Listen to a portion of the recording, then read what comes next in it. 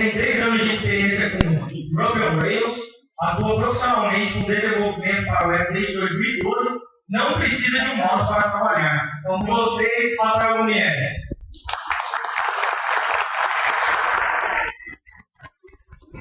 Olá, boa tarde. O assunto que eu vou apresentar aqui, como já foi dito, é .files. E eu gostaria de tentar explicar o que é, para quem não sabe, e por que vocês deveriam levar isso em consideração, por que pode ser útil para vocês. Eu sou o Rafael. Esses são alguns contatos. Eu acabei conhecendo o Dev Paraná por indicação de um amigo. Bom, depois vocês entram em contato aí, qualquer coisa. Ok, .files. O que são .files? São arquivos que a gente tem lá no nosso home do Linux e eles começam com ponto, né? É isso então. Não, né? Bom, também tem diretórios que começam com ponto lá e o objetivo de ter o ponto é só para esconder dos usuários que não se interessam, se não se importam com isso. Mas também, ok. Então, o que eu vou tentar falar é sobre organização desses arquivos, que são os nossos arquivos de configuração do nosso ambiente de desenvolvimento. Ou seja, é realmente para nós desenvolvedores o foco da apresentação, claro. Ok. Então, falando de organização desses .files. O que a gente vai fazer para organizar eles? Como todo mundo vem falando que é importante aqui de organização. Bom, não é isso aqui. Isso daqui é um print da minha tela ali que tem os .files e não está organizado. Mas o que eu estou fazendo para deixar eles organizados da forma que eu estou querendo dizer? Usando Git. Eu não vou falar de SVN, não vou falar de qualquer outra coisa aí não. É Git mesmo. Eu levo em consideração que vocês tenham que aprender isso também, assim como os outros. Ok. Existem duas fontes interessantes para você olhar sobre .files inicialmente. Uma é esse artigo do Arch Linux, que tem essa citação em inglês lá, eu tomei a liberdade de traduzir aí. E outra é o GitHub. Lá tem uma listagem bem grande de referências, é interessante. Ok, o que ele quer dizer então de por que faz sentido você organizar o seu .files usando o Git? Bom, o Git é um controle de versão, então você vai conseguir controlar todas as modificações que você está fazendo nesses arquivos. Assim como qualquer outro projeto, você então está tornando as suas configurações da sua máquina como um projeto. Faz todo sentido se você já está acostumado a fazer isso em outros lugares, você vai se sentir em casa. Ok, outras vantagens que você ganha em estar usando o Git para fazer isso. Você vai poder compartilhar essas mudanças que você está fazendo, porque é o controle de versão para mais de uma pessoa. Então, se você colocar isso no GitHub, todo mundo vai poder ter acesso. Claro, se a sua intenção é tornar isso público. Mas mais do que compartilhar com outras pessoas, você pode compartilhar consigo mesmo entre outras máquinas que você tenha. Você pode usar isso na sua máquina de trabalho, você pode usar isso na sua máquina de desenvolvimento. Todos eles vão ter o mesmo ambiente configurado. Ou até numa máquina que esteja na nuvem, que você tenha lá uma máquina na Amazon, você vai poder usar o seu .files lá, que vai estar idêntico ao que você usa na sua máquina de desenvolvimento. Bom, essa daqui é uma explicação que está lá no .files.github.io, que eu também recomendo que tenham uma olhada, se estiverem interessados. Ele fala basicamente a mesma coisa, mas uma palavra que ele apresenta ali, que eu achei bastante interessante, que eu quis trazer, é de comparar o seu .files com um toolbox. Ou seja, é uma caixa de ferramentas. As suas ferramentas estão ali e você está carregando ela para todos os lugares que você vai trabalhar. Então, é uma boa comparação. E também ele cita compartilhamento com outros ou até consigo mesmo. E ele traz dizendo que com esse compartilhamento de outras pessoas, ou seu próprio compartilhamento, você está dentro de uma comunidade e consegue encontrar novas ferramentas e compartilhar as próprias ferramentas que você cria. Isso é interessante. Lá no GitHub, por exemplo, tem 64 mil e algumas coisas, que isso daí foi um número que eu tirei no dia lá, então pode já ter mudado, de diretórios .files, para você ver como tem muita gente que usa e já é bem comum. Ok. Alguns dos mais populares são esses aqui. Os dois primeiros ali são do Roman e do Mathias. São bem populares, mas eles são particulares, né? São deles mesmos. Mas eles têm lá público para qualquer um poder ver ou fazer um clone deles, tomar a liberdade de aprender com o ambiente deles. Os dois de baixo já não são de pessoas específicas, são de empresas ou, no caso do último ali, é um enorme que tenta resolver o problema de todo mundo. Se você está interessado em começar sem ter que aprender como configurar seu ambiente, você que já tem as ferramentas, bom, pode começar por esse último, que também é conhecido como YAD, que é Yet Another .files Repository. É bem famoso, é bem grande, tem mais de 2.000 estrelas, um monte de gente usa. Só que ele é meio voltado para pessoal de Ruby ou pessoal... tem de tudo mesmo. O da Throttbot, ele é também voltado para o pessoal de back-end. Tem configurações para Vim, tem configurações para ZSH, Tmux, outras coisas que eu vou entrar em mais detalhes mais para frente. Ok. Bom, falei que tem um monte por aí, então eu quero apresentar o meu. Eu fiquei interessado nesse negócio, então decidi que ao invés de usar de alguém específico, que eu ia começar do simples, que eu iria começar tentando criar o meu sem usar algum já existente. Isso daí é o que eu controlo versão hoje ali no meu .files. Se você acessar lá no meu GitHub, vai estar lá. O ponto fontes, diferente de um Windows que você tem que instalar a fonte, daí você não sabe mais onde vai parar, tá, tudo bem, tem lá a gente sabe onde vai, mas no Windows geralmente você instala alguma coisa e depois você não sabe mais onde está. Aqui não, no Linux você joga na pasta fonte, está instalada a sua fonte. Esse mintrc ali, ele é as configurações do Cygwin, ou seja, é uma simulação do terminal, Linux, etc. e tal, para Windows. Se você está cansado de usar o Windows, quer tentar ficar mais próximo do Linux, mas você não pode sair do Windows, recomendo bastante você instalar o Cygwin aí. O meu .files é compatível com tanto Linux, quanto Mac, quanto o Cygwin do Windows. Tranquilo isso. Ok. ZSH. Tem alguém aí que não sabe o que é ZSH? Ok.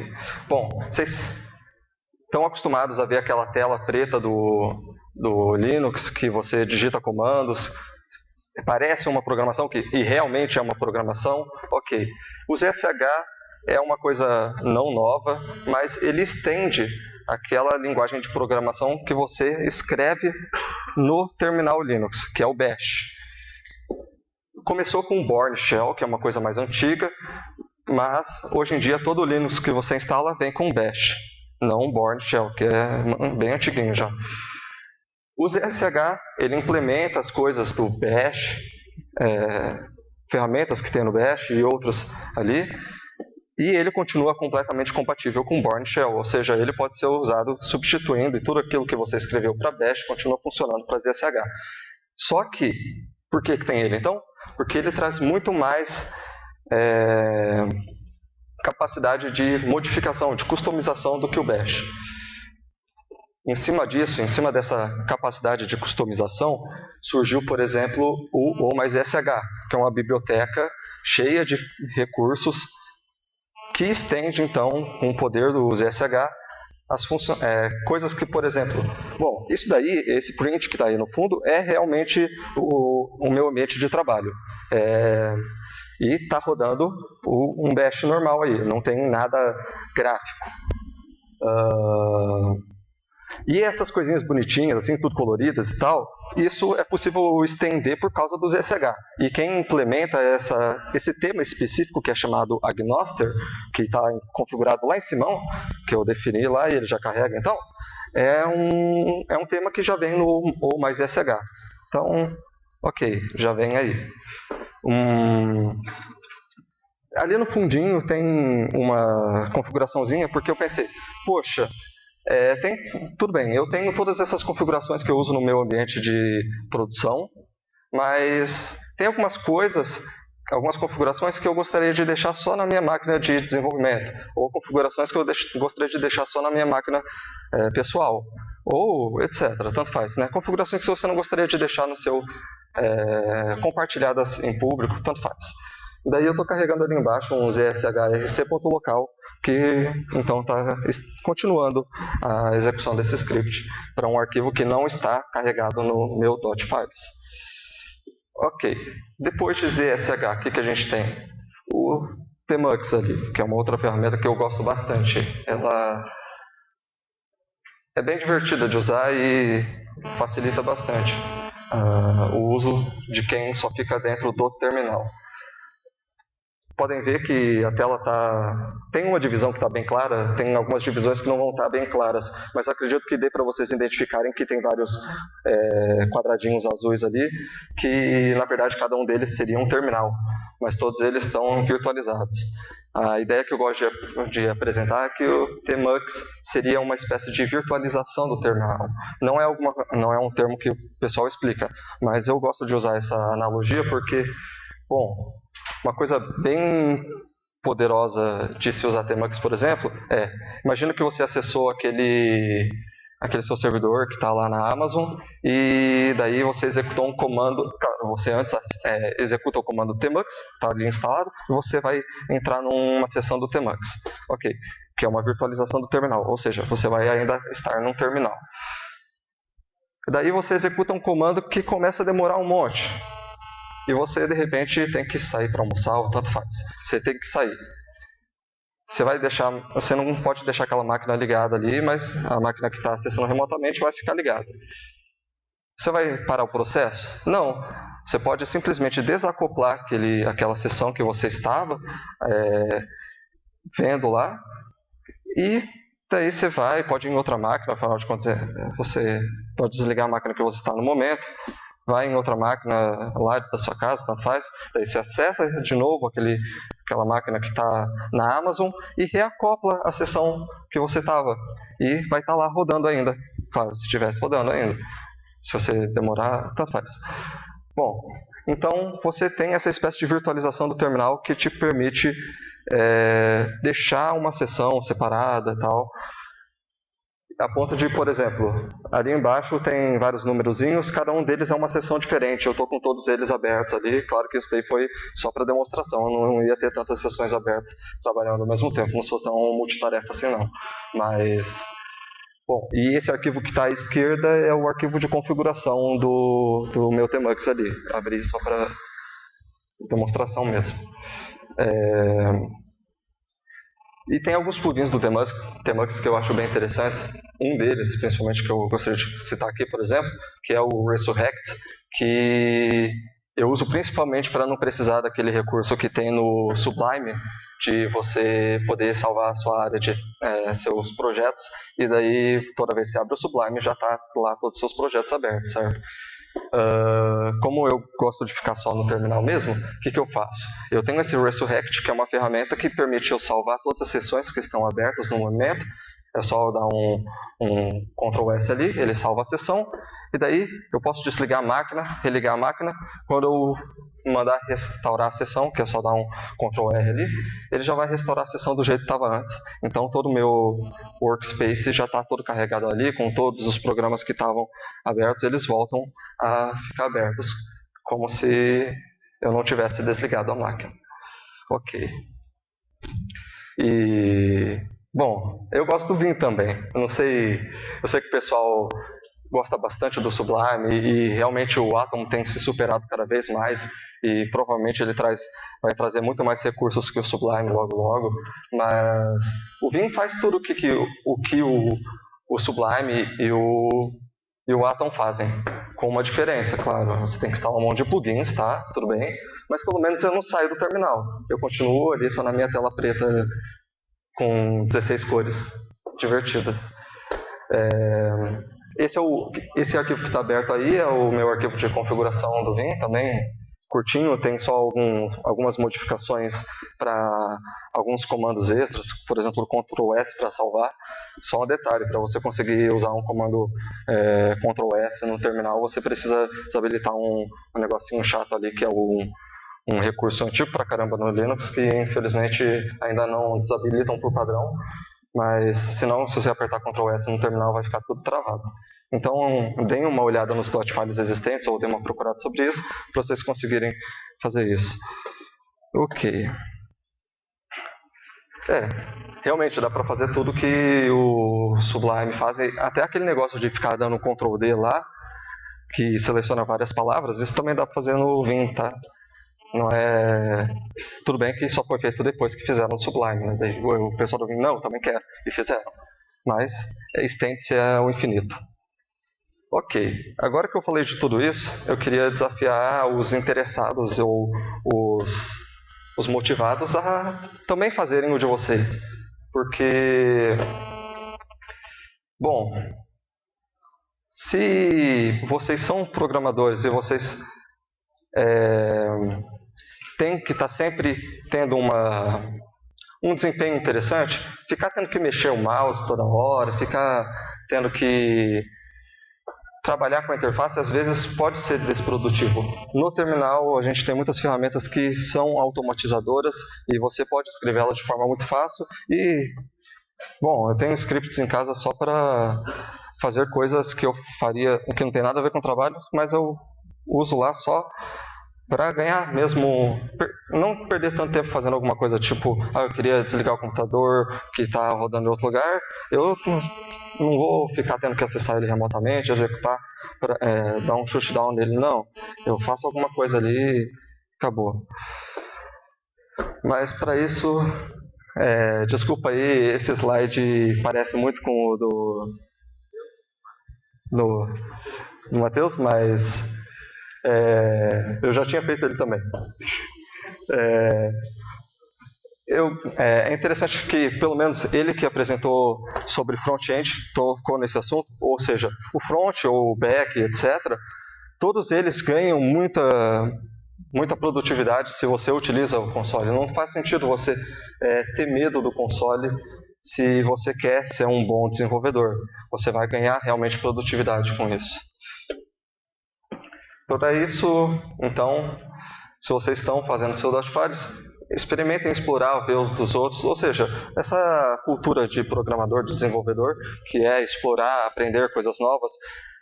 Com o .files, então, você vai estar explorando, aprendendo formas novas de se trabalhar com aquele seu ambiente de desenvolvimento. Portanto, explore para descobrir coisas novas e criar novas ferramentas. Se você não encontrar a ferramenta que você está procurando, você vai lá e cria a ferramenta e compartilha para ganhar uma moral com o pessoal, se destacar um pouco, tanto faz. Você vai lá e cria uma ferramenta se você não encontra. Obrigado.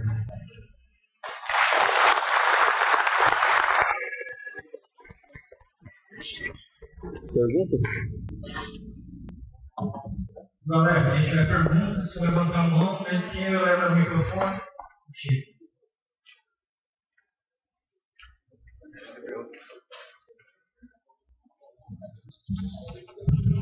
Tudo bom? Então, eu queria saber o teu interesse no Fish. Uma ferramenta que eu uso bastante no meu Mac. Qual? Fish Console. Eu converso, escrito em Python e depois essa questão do histórico de comandos. Ah tá, você deu uma olhada lá no que estava como plugin? Não entendi, desculpa. Assim, é uma instância do Bash que em vez de você Ah tá, sim, ok. em Bash, você acaba escutando em Fish. Entendi. Ah, é verdade, Fish. Desculpa, agora eu lembrei.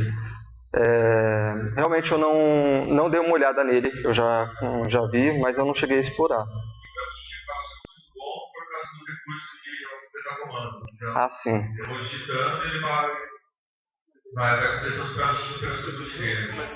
Sim. Eu realmente esqueci de tocar no assunto, mas deixa eu voltar aqui no slide. Opa, passei aqui. Então, aqui nesse arquivo de configuração, não sei se você vai conseguir chegar daí, mas uma das linhas aí, que é a de plugins, que é uma configuração do OMSSH, ele traz, então, alguns plugins já prontos que fazem esse autocomplete contextual, certo? Que depende do comando que você está digitando.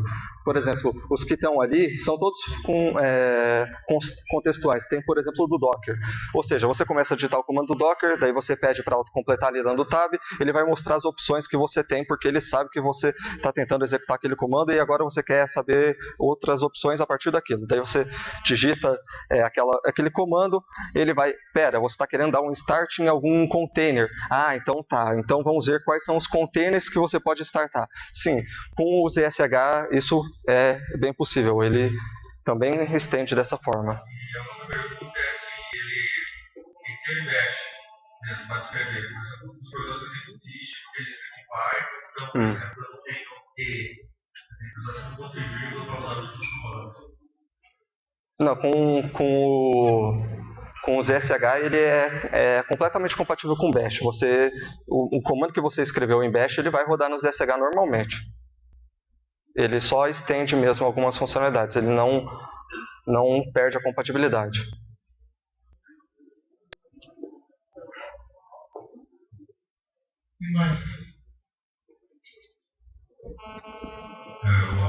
Eu queria saber se você tem alguma estatística para quão melhor foi sua produtividade quando você começou a falar com console, você sem programar com console.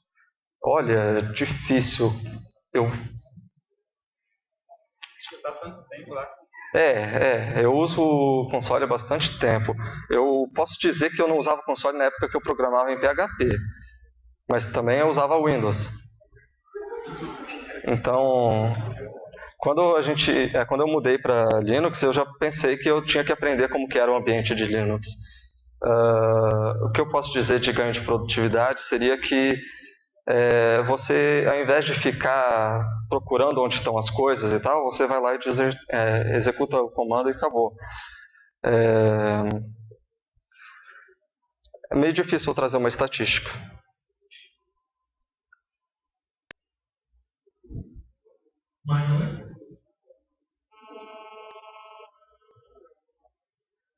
Para começar com o ZSH, é melhor começar só com ele ou já pode começar com alguma extensão como ou mais ZSH? Olha, para instalar o ZSH é só dar um apt-get install ZSH ou um dnf install ZSH, tanto faz, mas isso não vai mudar nada inicialmente no seu terminal.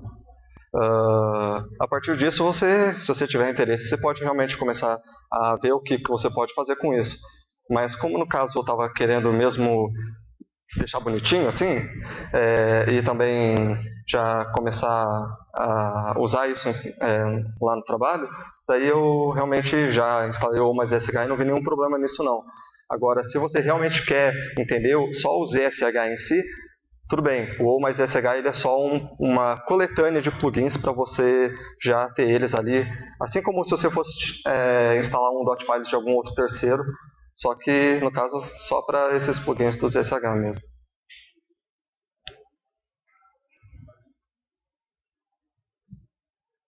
Mais alguma pergunta, galera? Aí você também.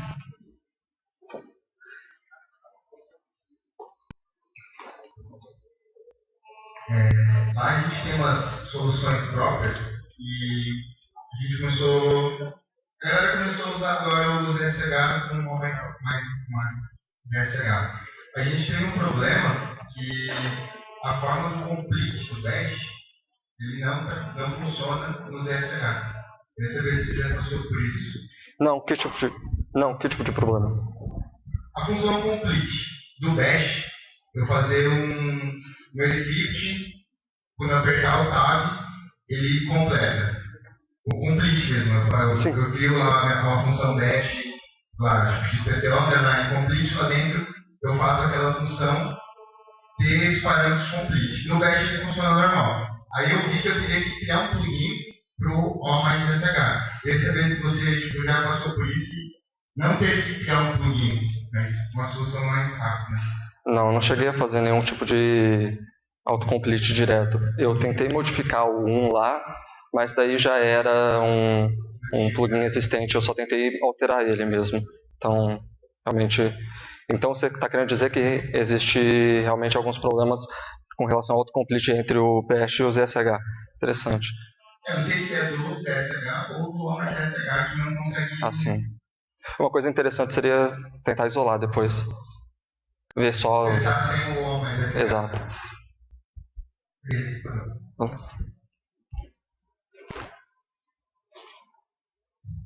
Acabamos de perguntas? Então, a prosseguimento, a gente agradece mais uma vez, Rafael.